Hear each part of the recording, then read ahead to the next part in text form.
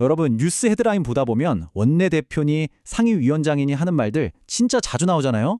근데 솔직히 그게 정확히 뭘 하는 사람인지 좀 아리송할 때가 많죠? 그런데요, 바로 이 직책들이 우리 주식 계좌나 부동산 가격에 직접 영향을 미친다는 사실 혹시 알고 계셨나요? 오늘 제가 그 연결고리를 아주 명쾌하게 설명해 드릴게요. 자, 바로 이런 뉴스 헤드라인입니다. 여야 원내대표 핵심 경제법안 합의 실패. 이거 굉장히 흔하게 보잖아요. 근데 대부분은 그냥 정치권이 또 싸우는구나 하고 넘겨버리기 쉽죠. 하지만 이건 단순한 정치 싸움이 아니에요. 우리 경제에 보내는 아주 중요한 신호입니다. 아니, 도대체 이 사람들이 누구고 정확히 어떤 권한을 가졌길래 이들의 합의 실패 소식 하나가 시장을 들었다 놨다 하는 걸까요? 오늘 이 설명 딱 듣고 나시면요, 앞으로 정치 뉴스를 보실 때 돈의 흐름을 읽는 새로운 눈이 생기실 겁니다. 그래서 오늘은요, 국회의 핵심 플레이어 3명, 바로 원내대표, 상임위원장, 그리고 간사의 역할을 낱낱이 파헤쳐보고요. 마지막으로 이들의 움직임을 통해서 어떻게 돈의 흐름을 읽을 수 있는지 그 방법까지 짚어보겠습니다. 자, 바로 시작하죠. 첫 번째 인물, 바로 정당의 야전 사령관이라고 불리는 원내대표입니다. 말 그대로 국회 안에서 벌어지는 모든 전략을 지휘하는 역할이죠.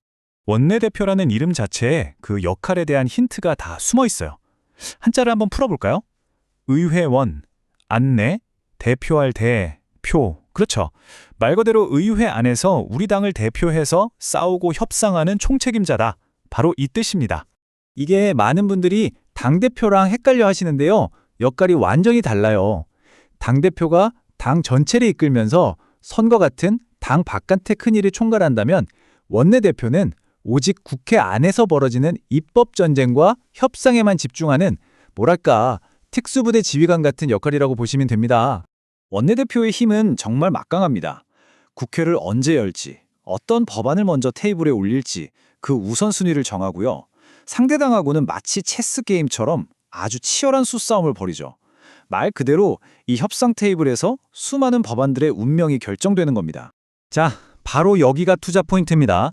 원내대표가 기자들 앞에서 하는 공개 발언은요, 우리 당은 지금 이 법안에 올인하고 있습니다 라고 시장에 던지는 가장 빠르고 정확한 신호탄이에요. 그 사람의 말 한마디가 특정 산업의 주가를 들썩이게 만드는 이유가 바로 여기에 있는 거죠. 자, 다음으로 넘어가 볼까요? 이번에는 특정 분야의 법안을 통과시킬 수도 있고 아니면 아예 막아설 수도 있는 절대적인 문지기, 바로 상임위원장입니다. 상임위원장, 역시 이름에 그 역할이 담겨 있습니다. 항상 맡을림, 위원회장. 그러니까 특정 전문 분야를 항상 맡고 있는 위원회의 대장이다. 이런 뜻이요. 국회에는 기획재정위원회, 국토교통위원회처럼 여러 전문팀이 있는데 상임위원장은 바로 그 팀의 팀장인 셈입니다. 이 슬라이드를 보시면 상임위원장의 권한이 얼마나 막강한지 한눈에 보입니다. 애초에 회의를 시작하는 것부터 어떤 법안을 오늘 논의할지 안건을 정하고 심지어 누가 먼저 발언할지 순서를 정하는 것까지 전부 다 위원장의 손에 달려 있어요. 그리고 마지막 땅땅땅 하고 의사봉을 두드려서 최종 결정을 내리는 것도 바로 위원장입니다. 그렇기 때문에 이런 말이 나오는 겁니다. 만약에 반도체 산업을 다루는 상임위원장이 관련 법안 처리에 반대한다? 그럼 그 법안은 사실상 거기서 그냥 올스톱 되는 거예요. 그야말로 법안의 생사여탈권을 쥔 절대적인 문직인 셈이죠. 자, 마지막으로 살펴볼 직책은 간사입니다. 이름만 들으면 회의록이나 정리하는 보조 역할 같잖아요. 천만의 말씀입니다. 위원회를 움직이는 진짜 엔진은 바로 이 간사입니다. 간사. 이 한자를 보면 그 중요성을 바로 알 수 있어요. 줄기 간자에 일사자. 나무의 줄기처럼 위원회의 뼈대가 되는 중심 실무를 처리하는 핵심 인물이라는 뜻이에요. 결코 보조 역할이 아닌 거죠. 간사의 진짜 힘은요, 바로 협상에 있습니다. 위원장이 아무리 회의를 열고 싶어도 각 당을 대표하는 여당 간사, 야당 간사가 아직 우리 합의 안 됐습니다 라고 하면 회의를 시작조차 할 수가 없어요. 다시 말해서 법안 논의로 들어가는 거대한 문을 여는 두 개의 열쇠를 여야 간사가 하나씩 꽉 쥐고 있는 셈입니다. 그래서 투자자들은 이 신호를 절대로 놓치면 안 됩니다. 뉴스에서 여야 간사 5호 법안 협의라는 기사가 딱 뜬다?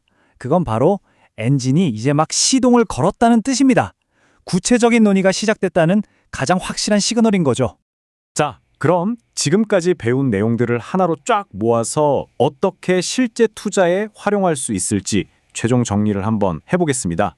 이 표 하나면 모든 게 정리됩니다. 큰 그림을 그리는 사령관 원내대표의 말에서는 우리가 우선순위를 읽어내고 문을 여닫는 문지기 상임위원장의 결정에서는 고냐 스톱이냐 신호를, 그리고 협상에 시동을 거는 엔진 간사의 움직임에서는 실무 협상이 시작됐구나 하는 신호를 포착할 수 있는 겁니다.